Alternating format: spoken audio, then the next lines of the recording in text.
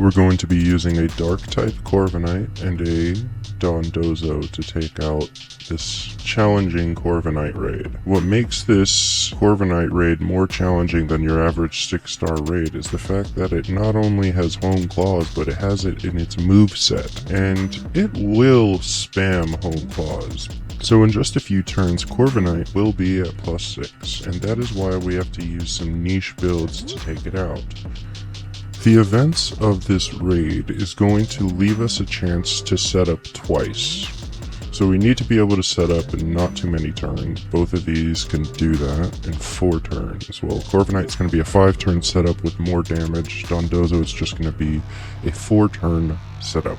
And what's going to allow us to do this is the fact that there is only one player cleanse, and that happens at 60% time. And that is the important thing that's going to allow these 2 builds to work. So since the main threat here is the exorbitant amount of stat boost this Corviknight is going to get, we need ways to mitigate that. And with Corviknight, as an answer to Corviknight, neutral can take a +6 Iron Head or Drill Peck at 38.2% maximum, and that's neutral. That's before Corviknight starts using Bulk Up. After going +4, we're looking at a maximum of 12.7. Now, when we get crit, we are looking at 57.5 damage, which is something we can heal, right? Assuming you get crit somewhere between 2 and 4 times, you should be able to deal with that no problem, as long as we follow the turn order. So we have Roost for healing. Obviously, you're going to see the turn order on the right here, but at any time, if you need to Roost, go ahead and use it. But the turn order is very simple. You are simply, first of all, you are not going to Screech at all. This thing has mirror armor.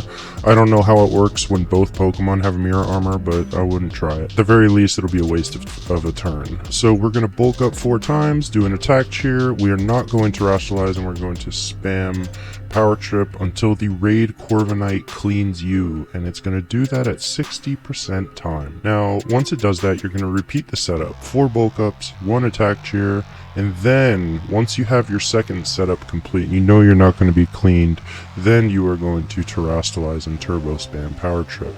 That is because if we terastalize too early, our dark typing is going to leave us much more vulnerable. So we do not want to terastalize until we finish our second setup. And we'll go ahead and terastalize dark and spam that Power Trip until we win. Dondozo is going to work a little bit different. It's going to be a 4-turn setup. You're going to curse 2 times, which takes you to double damage. Then you're going to Rain Dance, giving you 50% on your water moves, and then Attack Cheer, which will give you another 50% for 6 turns. Since we do have the Damp Rock, we're going to do the Rain Dance first, and then we'll get the full use of those 6 turns on the Attack Cheer. And then we're just gonna spam Liquidation. Unlike Corviknight, we can go ahead and terastalize as soon as we want, since we're not relying on a type change. Now, Corviknight is gonna clean you again at 50% time, at which point we are going to repeat the 4-turn setup. Now, you are only going to be able to heal with rest 1 time. That is the one thing that makes this strategy a little bit dicey. So make sure you're careful about when you use the rest. A vast majority of the time when you use rest, it will be after the turn that Corviknight cleans you and then hits you without your ability protecting you from its stat changes. That'll take you down pretty low, but you should be able to easily heal up with rest and a heal cheer before finishing off the raid. Smash that like button and subscribe.